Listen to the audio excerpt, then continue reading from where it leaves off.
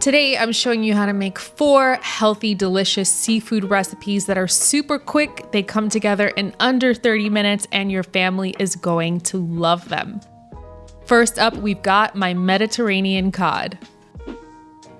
I'm using frozen wild-caught cod that I defrosted, but you could also use mahi-mahi or tilapia.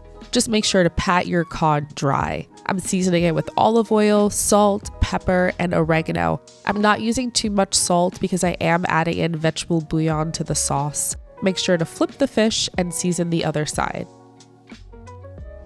I've got about 1.5 cups of cherry tomatoes and I'm just slicing them in half. If you don't have cherry tomatoes, plum tomatoes are a good substitute as well. Finely dice half of a shallot, or if you don't have shallots, you can use half of a red onion. I've got some Kalamata olives and some Castelvetrano olives that I'm slicing in half, and I left some whole for garnish in my sauce. You want to use a good olive oil for this dish. This is the brand that I love and it's pretty accessible in stores. Add in the butter on medium heat and heat for about 2 to 3 minutes. Once the butter is fully melted, you'll add in your shallots or red onions and saute for about 2 minutes until they're translucent. I've got my handy dandy garlic crusher Frank here and I'm adding in my 4 cloves of crushed garlic and sauteing that for another 30 seconds. Add in the cherry tomatoes, white wine, and lemon juice, and let that simmer for about 3 to 4 minutes until the wine is cooked down and the liquid has evaporated a bit. You'll then add in your garlic powder, onion powder, and dried basil. I'm also adding in some Calabrian chili for a touch of heat, but you can replace this with red pepper flakes or leave it out altogether. You'll also add in your vegetable bouillon, let that combine, then add your cod fillets back in. Go ahead and add the olives around the edges, and you'll spoon some sauce over the fillets, and you're gonna cook this on medium heat and cover for about 5 minutes. Once the 5 minutes is up, I'm gonna go ahead and add in some fresh basil. I've got some fresh basil going on in the backyard, and we're gonna add that in and then cover and cook for an additional 5 minutes or until the internal temp reads 145 degrees Fahrenheit. Make sure not to overcook the cod because it can get rubbery when it's overcooked and we don't want that. This dish is best served right after cooking. You don't really want to reheat it because the cod can get rubbery. A perfectly cooked cod is tender and flaky and you've got that beautiful, beautiful sauce.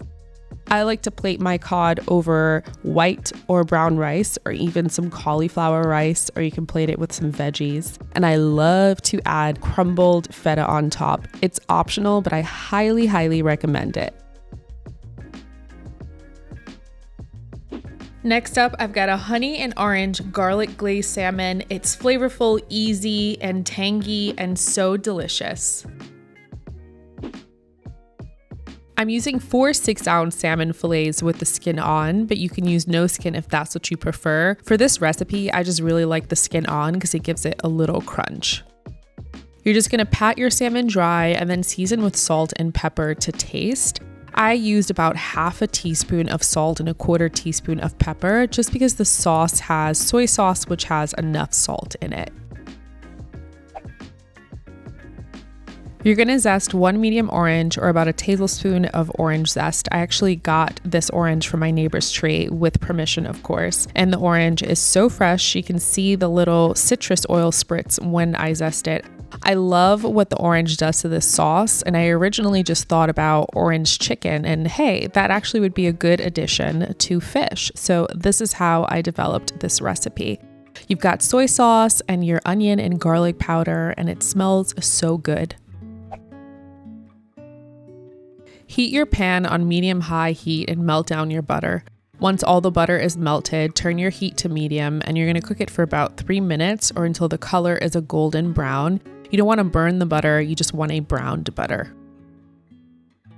Add in about a teaspoon of olive oil, and then you're gonna add in your garlic and ginger and saute for about a minute. Add your salmon face down, and normally I start with skin side down first, but the skin will crisp in the oven. You're gonna cook this for about 4 minutes. Once the 4 minutes is done, flip them over and remove them from the pan and set aside. We're going to put those pan drippings to good use. Add in your sauce and scrape up all of those bits on the bottom of the pan. You're then going to add in your honey and let it simmer on low medium for about 3 to 4 minutes so all the flavors can mesh together. You'll see that your sauce has thickened up a bit, and you can add your salmon back to your pan skin side down and spoon over the sauce over each salmon piece. We're then going to finish cooking it in the oven in the broiler. You're going to broil it for 5 to 6 minutes and make sure your oven rack is at least 8 inches from the heat to prevent it from burning. And just like that, it's ready. Super quick and easy, right? And if your sauce evaporated a little too much, you can add about a tablespoon or 2 of water to your pan and give it a little shake, and that will revive your sauce. A little pro tip there. I like to also place an orange wedge and lemon wedge to serve, and you've got yourself a delicious, quick and easy meal. I served mine alongside some white rice and broccoli, which complemented the dish perfectly. The rice soaked up the sauce and the broccoli was nice and crunchy, and it was delicious.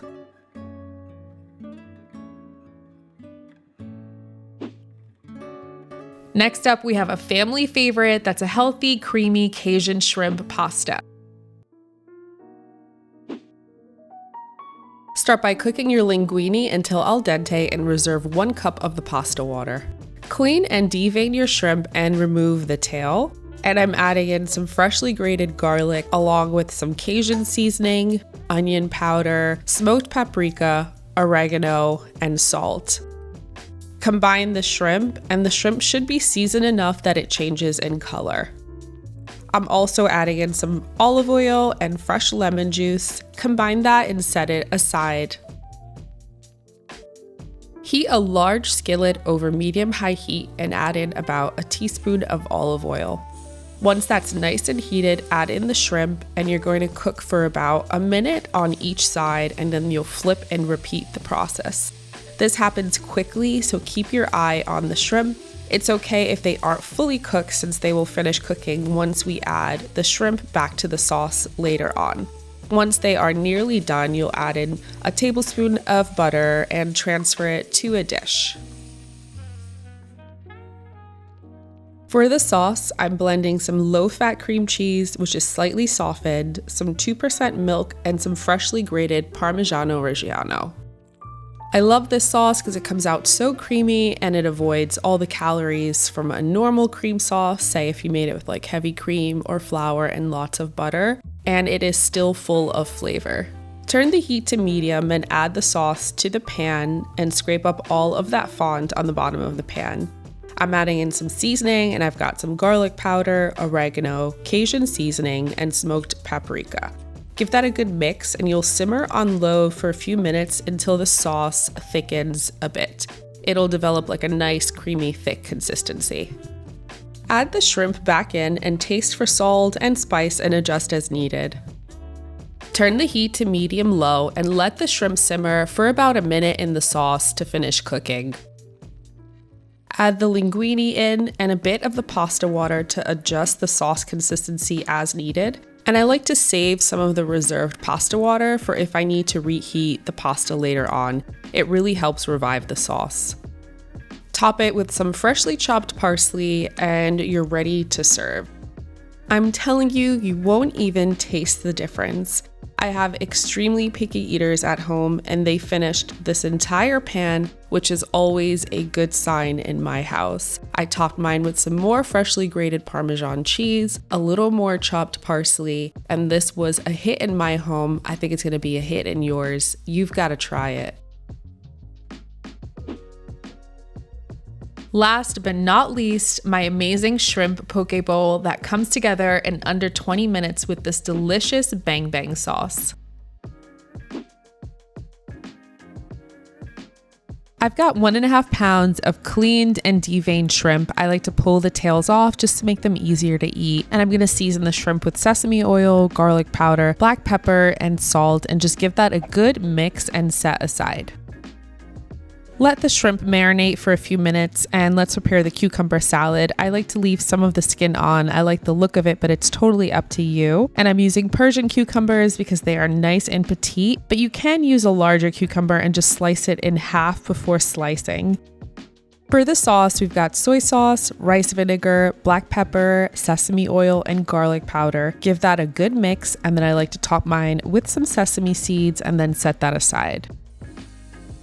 Heat up a large pan on medium-high heat with a neutral oil. I'm using avocado oil, but any neutral oil will do. And place your shrimp in batches to not overcrowd the pan. You're gonna cook them for about 45 seconds per side or until they're mostly pink and opaque. They will finish cooking later on, as you'll see, so they do not have to be fully cooked at this point. And just repeat this process until all the shrimp are done. You're then gonna add your shrimp back to the pan and turn the heat to medium. Then you'll add in your soy sauce, saute for about 30 seconds. Make sure to really get those brown bits at the bottom of the pan, and you'll top with some lime juice, saute for another 10 seconds, and set it aside. I am a sauce girl, and this sauce does not disappoint. We're starting off with some Kewpie mayo or whatever mayo you have on hand, some sweet chili sauce, soy sauce, garlic powder, and some fresh lime juice. Give it a stir, and that's what we're gonna use to top off our bowl. And now you can build your bowl however you like. I like to do jasmine rice. I top with my shrimp, my zesty cucumber salad, some pre-shredded carrots that I bought, some steamed edamame, bang bang sauce, some sesame seeds, and then I like to top it with some fresh cut green scallions. And if you got some avocado or crunchy onions, those are great too.